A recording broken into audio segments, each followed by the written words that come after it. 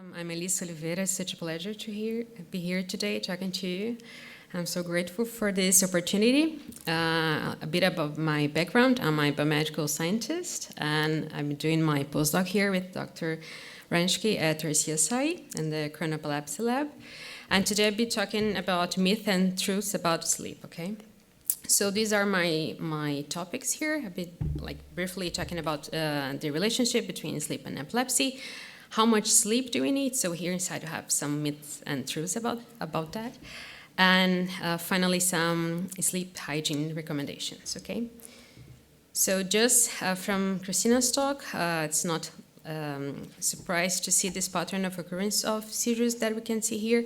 So in this kind of three studies, when you have recordings from people with epilepsy and how they present seizures, we can see that they mostly occur during the night, and during the night that they are expected to be sleeping.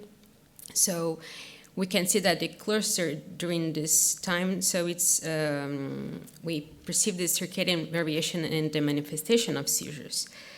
And here, with my research, I'll be focused on the structure that Christina already talked about, which is the suprachiasmatic nucleus, which is a really important structure, and especially in sleep and regulating other biological rhythms in our body. So just to mention that this relationship between rhythm, sleep, and epilepsy, it's really present, and I'm trying to explore it further here. So it's already known from literature that patients that present their first seizure, and when it occurs during sleep, the chances that it's going to happen again still during sleep, it's none. So the probability is high that it's going to still happen during this phase.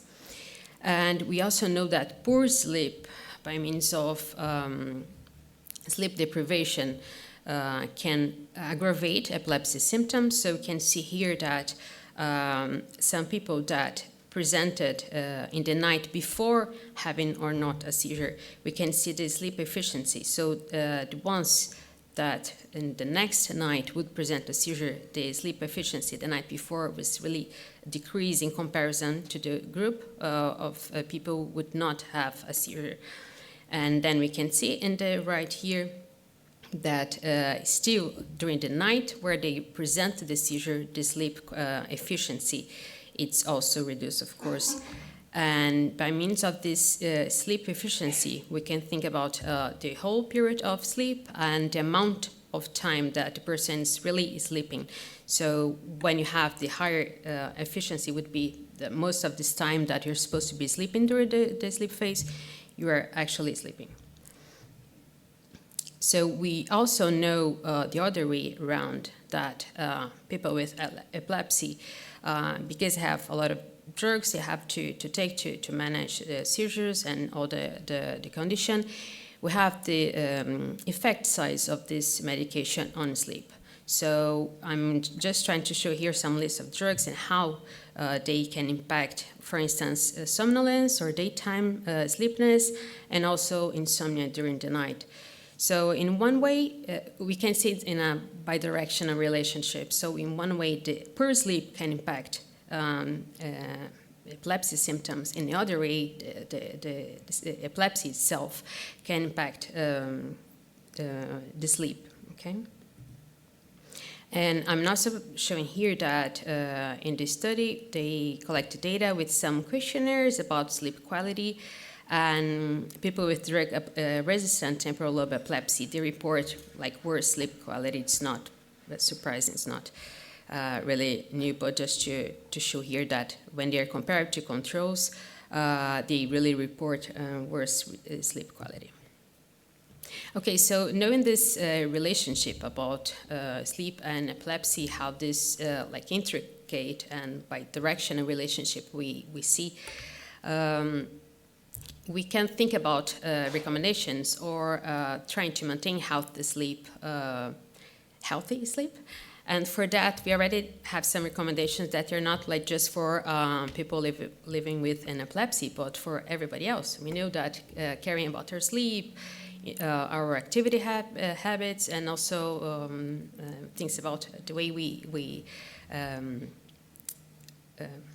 things that we eat. We have to mind this all this intricate stuff. So I will try to show you guys some recommendations that are going to be useful for like everybody else.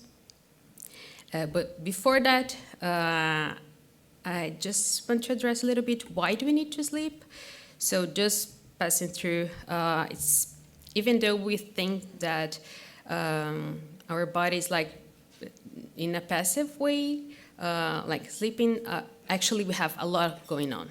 So during sleep, we have repair of cells and tissues, we have maintenance of physical and mental health functions, memory consolidation occurs in this time, it's important to our immune system, we have a lot of metabolic process going on, and also we have hormonal regulation. So for instance, we have melatonin being released and other hormones as well during this period.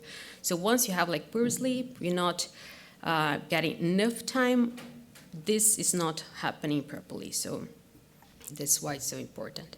So sleep is not a waste of time.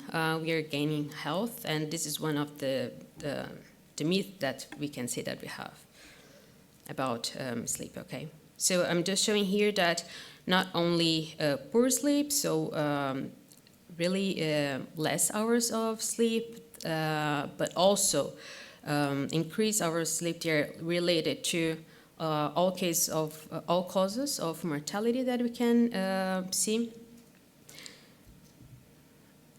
And also I would like to just pass through these cycles that we have during the sleep. So the first one, then one, which is already known by the light sleep, is characterized by dizziness in the start, the transition to N2.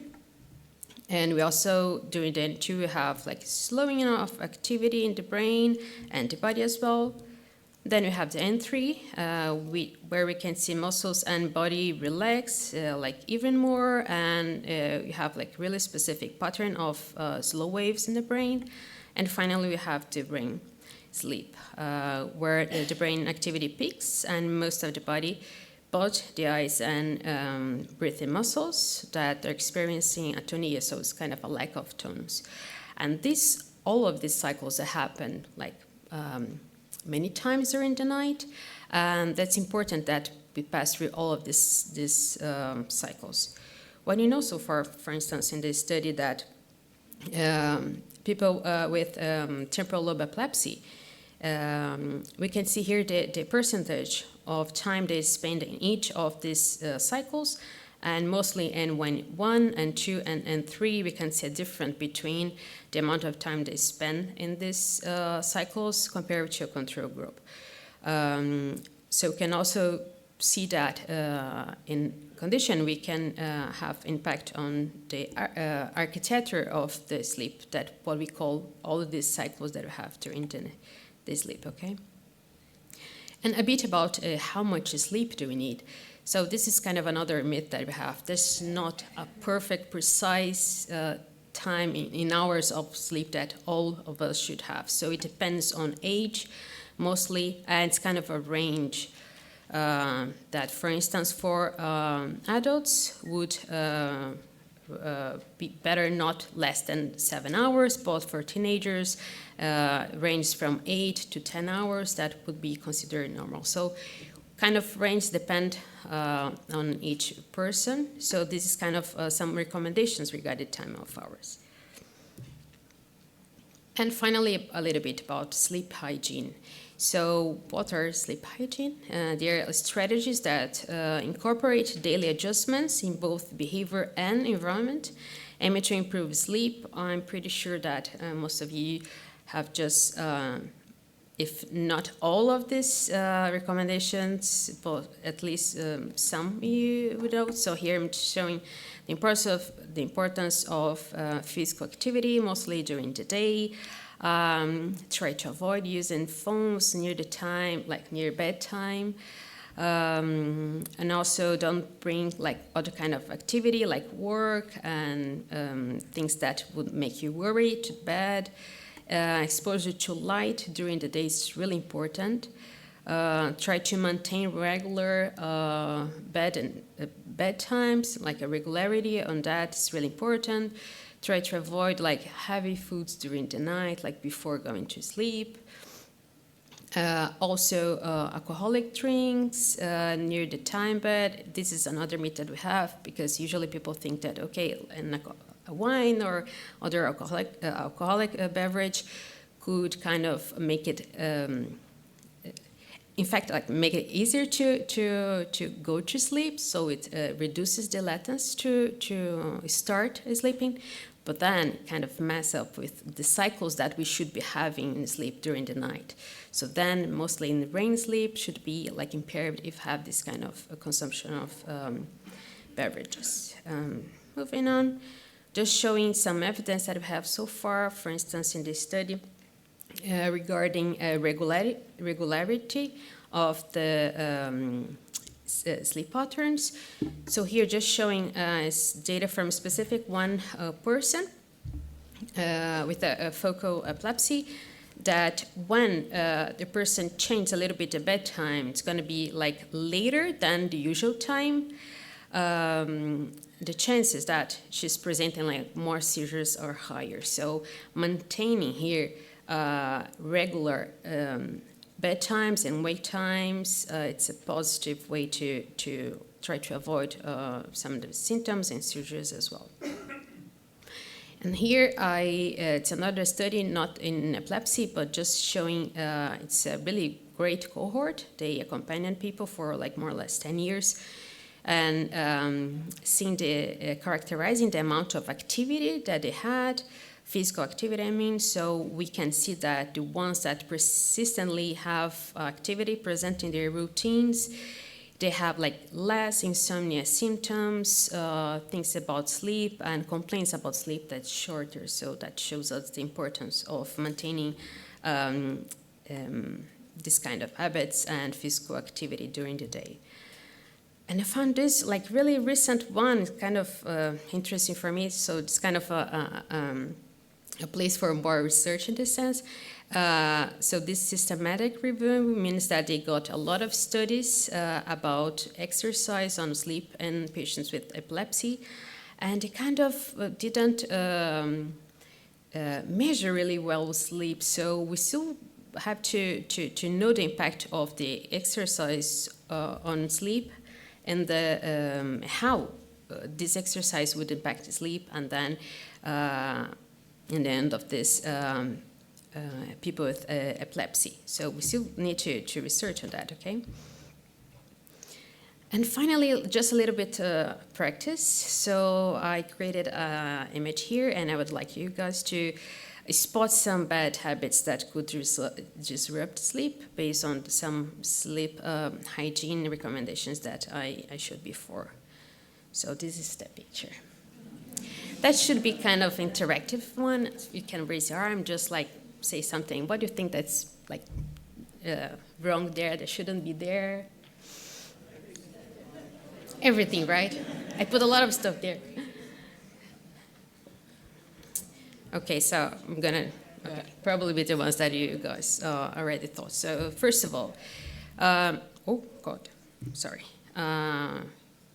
Blue lights actually in the room. So we try to avoid blue lights especially.